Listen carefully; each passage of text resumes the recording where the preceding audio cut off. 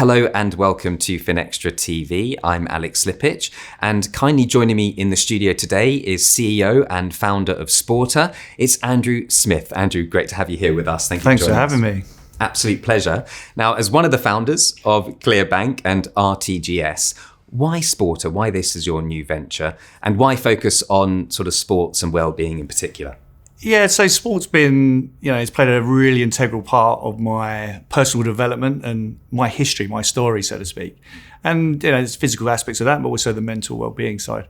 So I've always known that sport's really important to me as an individual, but therefore it's important to the people you used to play sport with. What's funny about my journey, so to speak, is that it's helped me get through tough times, but it's also helped me go through university. If I think about the interest I had in sport, and it's not just one sport, right? When I was a kid, it was basketball, it was tennis, badminton, some odd ones like motocross. There's loads of things I was really into. When I got to uni, I was playing National League basketball, and it actually gave me an opportunity pay to play. People were paying me to play basketball, which was great. That helped me with university fees. And in the summer, I was coaching, and that puts you at the coalface, so to speak, of what it is to be a community club, and what does it mean to the wider communities, and even some of the businesses that depend on that. So, if I think about all the coaches and all the kids when the session finished, where did you all go to? We went to the little chippy at the end of the road, or we went to certain businesses, right? So it's always been something that's very passionate to me. Sporta really didn't start until a local club asked me to be a benefactor. And I knew what it meant to the local community. And, I thought, okay, yeah, I'll look at that. But when you get given some information, you see that actually this financially doesn't stack up. It's not sustainable. I can put some money in here and help you for 3 years, maybe 4 years. But then what? What are you doing after that? It becomes, it became a problem to solve. And my background solving problems, ClearBank was about solving a problem. So it kind of wedded two things together. I can either try and build something in the fintech space to reduce costs, reduce friction, and give them maybe a revenue stream to help that club. Or you just give the club the money in the first place. And I thought, well, no, let's build something. Instead of just saving one club, let's try and save them all. So that's how it kind of started, and why sport is really something I'm passionate about. And fintech is my other passion, right? So you marry the two together, and what do you get? You get a sweet spot, I guess. The well-being aspect is equally as personal. So I was diagnosed as being neurodiverse about 2-3 years ago. I'm quite open about it now. Wasn't at the time, but I am now. And it makes you see things in a different way. So you look back at your own career, you look back at the things you've done, even from a kid right the way through, and you look at the world slightly differently. And for me, and maybe a lot of people in my generation and a little bit older, I'm not going to say how old I am, but that kind of well-being is a bit of a, dare I say it, some people think of it as a bit of a fad. Others will see it as very much as a luxury. I was in the sort of thing, it's very luxury to talk about my well-being or mental health. But it's not, it's really a lifeline. And well-being and sports share very similar DNA. If you strip it back, we end up talking about your human performance. I love that term, human performance, right? Sports is very obvious when we talk about that, but well-being, if I think about how you want, or I want to be a better parent or a better husband, be better at work, you've got to look after yourself first. So it is very much a lifeline for so many people. And it's so important. So when we said we were going to build Sporta, it was, the bank, hopefully a bank, to power sport, leisure and well-being. So it's been critical and a very personal journey. Really honest answer. Really fascinating. You're only going to get honest Of course, answers. you did say that off air, but no, it's fascinating to hear your personal journey, like you say, and you can really feel the passion as well when you talk about both sport and well-being. Just want to ask you about the website, because it does note that sports creates that major social value, but at the same time faces financial instability. Why do you think that is, Andrew? I'm not going to say I think, it's because we know. And it's not just me, there's a lot of people who know this. If you look at the evidence out, there's a wealth of work carried out by Sport England and the Gov UK. And it starts with financial services, funny enough.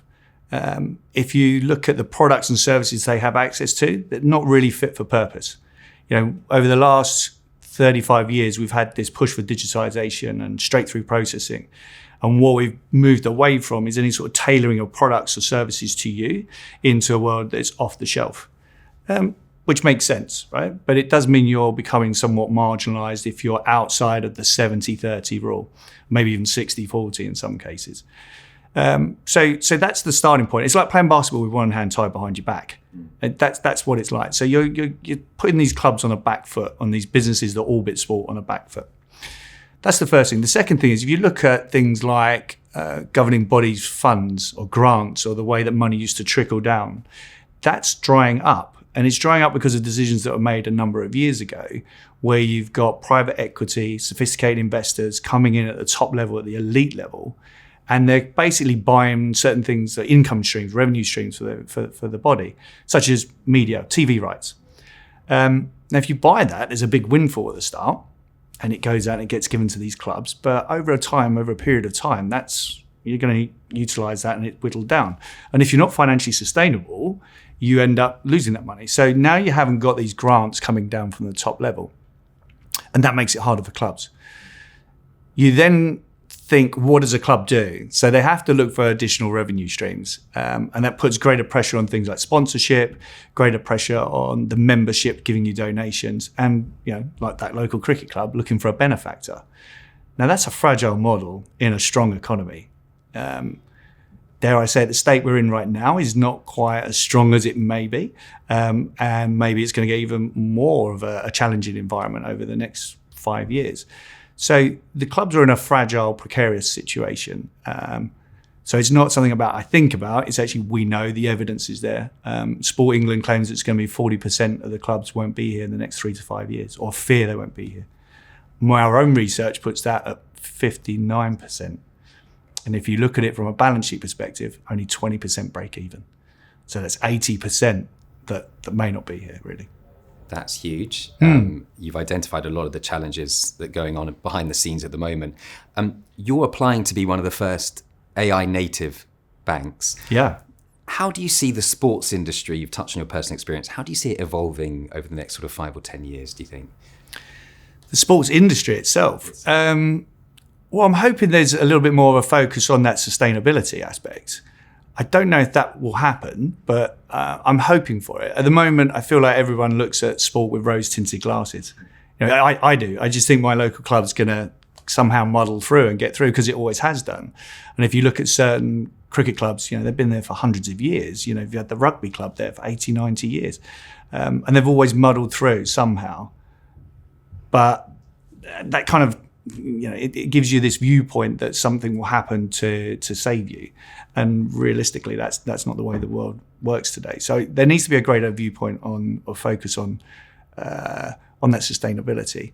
The way that sport will evolve, I think we're going to see a lot more clubs amalgamate and merge, especially at the grassroots level. I don't want to call them super clubs, but we're starting to see that a little bit, where 2 or 3 clubs can't make it on their own, but if they merge together, they can actually make things a little bit more sustainable. So I think we're going to see more of that taking place until something like Sporta can really step in and try and help. Well, it'd be interesting to see how it develops, but it's been a fascinating conversation, and I wish you the best of luck with what sounds like a fabulous project. So just want to thank you for giving up the time to speak to us. Thank you for having me.